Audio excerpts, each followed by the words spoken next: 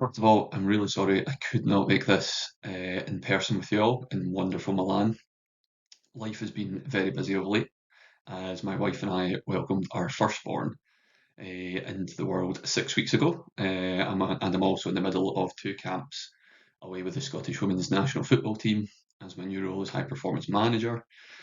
However, I'm delighted to record this short presentation for you all to offer an insight into rehabilitation following internal bracing of ACL injuries. So a little bit about what I'm going to outline today in this talk is kind of why does rehabilitation matter? What's the role of the physiotherapist in all this? What's achievable? Having a little look back at some of our examples over the years, and where are kind of things going in the rehabilitation world in relation to ACL injuries. So first of all, kind of why does it matter? Well, surgery, as we all know, is the definitive fix. So we have the ACL injury, it gets reconstructed, repaired, or a hybrid of the two with an internal brace. But so much needs to happen following this to ensure success of the return to play. So, as we all know, we can do the surgery and the anatomy has been restored, which is fantastic. But we are also then left with a lot of muscle mass. We see, extreme regression of walking and regression of confidence immediately post-op. We can repair the ACL, but we can't expect to be able to just return back to our, let alone sport, let alone our activities of daily living. Rehab can really be a critical factor in re-injury. So if we start to think about a lot of the research that's done out there in regards to re-injury, a lot is just done based on what repair was it, what graft was it, and did it fail or not. Not often taking into account, well, what was the rehab like? We can, all I'm sure all perform fantastic repairs of these ligament injuries. But if the rehabilitation is not appropriate and relevant for the stage in which the player is at, then that can ultimately lead to failure no matter how good the graft or the surgery actually was. So it's a huge component in the kind of return to play process. And as we said there, it's absolutely crucial the rehabilitation that an individual goes through to successful outcomes. How well will these results look? Post-op rehabilitation is a massive factor in this, given the unfortunate lengthy period of time that patients and players are normally out with following this injury.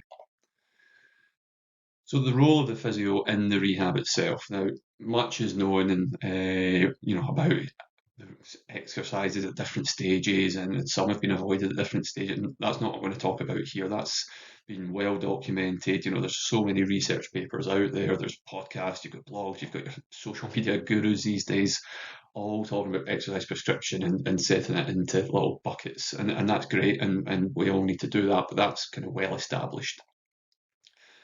But where I'm interested in, and especially my history with these players, is spending a lot, almost daily time with them post injury. And in these kind of cases, what you really need to know and understand is the player themselves or the patient themselves. Have they ever had surgery before? Is this completely new and terrifying for them, this prospect of having surgery?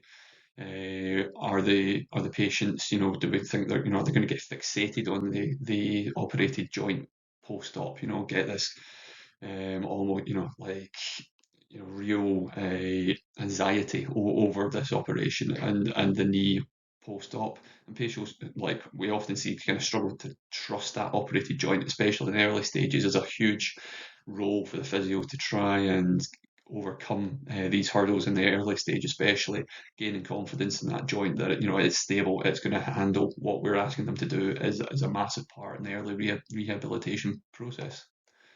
And the real role of a physio, as I see it, is to know really what those signs and symptoms are of when to pull back a little bit and be cautious and be wary of, okay, that's maybe not looking quite right. We need to give it a bit of time, but also, this is absolutely fine. I hear exactly what you're telling me. I know that, you might be concerned about this, but you're absolutely fine to push on with the, structured rehab in place. That's a really important role of a physio is to be able to tell a patient, a player, exactly when they need to either pull back or keep going. That's just as important. And I think it's a good time to kind of reflect on actually what's achievable with these results. So, a couple of examples, and I have the player consent to share these, but this is probably one of our best outcomes that we've had. This player was extremely motivated, super athletic, just a great kind of athletic profile to and mindset to take on the challenge of this injury. First significant knee injury, but I will share these slides with you all so you can look into them in more detail, but just basically outlining coming off crutches after 5 days, a completely dry joint after 40 days, back on the grass just after 2 months, back into modified training just over 100 days, and most importantly at the bottom there, return to full unrestricted training at 4.5 months following ACL injury. He was 30 years old, is continuing to play 6 years on afterwards, has not missed a day with his knee. I keep in touch with him, and he is no problems whatsoever. On the right hand side is just some kind of basic grass based rehab metrics that we collect. So he did 33 sessions, 28 hours on the grass, almost 2 kilometres in sprint distance, total distance covering 135k just before he can return to full play, just as an example. Like I say, I won't go into too much detail on these. This is another way in which we can display the kind of progress and the process of rehab, and surgery at the left hand side there, and all the kind of objective measures as time passes on, and what he's achieving and at what stage. Another player that did extremely well, again, looking down at the key metrics, Scott here returned fully to training just over 5 months around the COVID time. Metrics on the pitch there, but what was different in this one came after the previous player, and in consultation with Gordon, I remember speaking about, right, what can we do to maybe kind of push this a little bit more, or progress the kind of rehab element of this. And what we decided was to sort of trying to reintroduce return to straight line, just a jog quicker than usual. The thought process being that there's little demand on the ACL at this activity, and a huge boost to the players' kind of confidence to be able to tick this metric off. So that was a nice key difference in this rehabilitation here. Again, share these with you. I won't spend a great deal of time going through, but again, just able to view all the objective measures that we're looking for throughout the rehab process, and when we saw them in these examples. And I thought I would just put this one in here quickly. This was an early one that Gordon and I did. This was a PCL isolated rupture, and Jack here did phenomenally well. He actually was able to return to full training at 3.3 months, just under 4 months, following a complete PCL repair. Just a fantastic outcome. I don't quite have as much detail on this one as it was a little bit longer ago.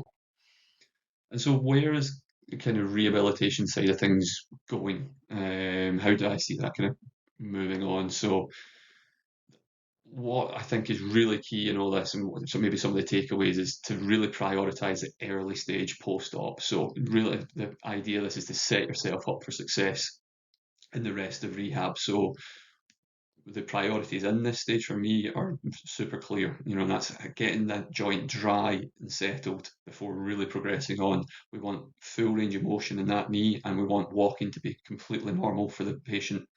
It's really important to get this dry and settled, and just calm before we start pushing on to more advanced rehabilitation. What we've often found is if you just push that little bit early when there's maybe a little bit of swelling or lacking that little bit of range of motion, as activities build up and become more demanding, you quite often can take one step forward and take two or three back to let that settle and get calm again. Whereas really prioritizing that in the early stages, getting it really happy in the early stage is so important for pushing on and being able to progress without these kind of small setbacks as we move forwards. Always kind of think about taking the focus away from the injured structure, the knee in this case, into almost like external cues. So taking attention away from the knee. It's not always using language like your bad knee. How's your knee feeling? Oh no, the bad one. Talking in those terms, We want to start thinking about, general movement, whole body movement, rather than just thinking, oh, your knee should be moving in this way. Have a think about what, external cues might be, a push the floor away instead of drive through the knee. These kind of things where we can take the mindset away from that injury structure. And what's the point in that? Well, when returning to sport, players aren't thinking about, oh, well, I need to move my knee in this certain way. They're just thinking, I need to beat that player to the ball. I need to get there first, or I need to be able to turn quicker than he can. And that's hugely important, is to start that process early in the rehab. And then lastly, this emphasis on gauging readiness for return to sport, so important. So, and the biggest thing for here is one of the tools that we can use, I use is the ACL RSI questionnaire, so the Return to Sport Index. And the key to this is really completing this honestly, really, really emphasizing the need for the patient to be honest about their answers. Are they really feeling ready? Times before I've done this, almost incorporating this questionnaire into a conversation with the player if I think that's appropriate, really is important to consider that overall readiness of that patient or athlete, and returning into that is just so crucial to avoiding a re-injury. And so to conclude, kind of main takeaways just of this short talk. So what type of person is my patient? Not just thinking about that knee, but what other factors do we need to consider here in the whole return to play? Really prioritizing those early stages to benefit later on in the rehabilitation process is crucial. Ensure honest readiness to return to sport. If there's a shredded out there that you spot, they're not ready, and ask them to know that they'll know themselves as well, is a nice phrase to use.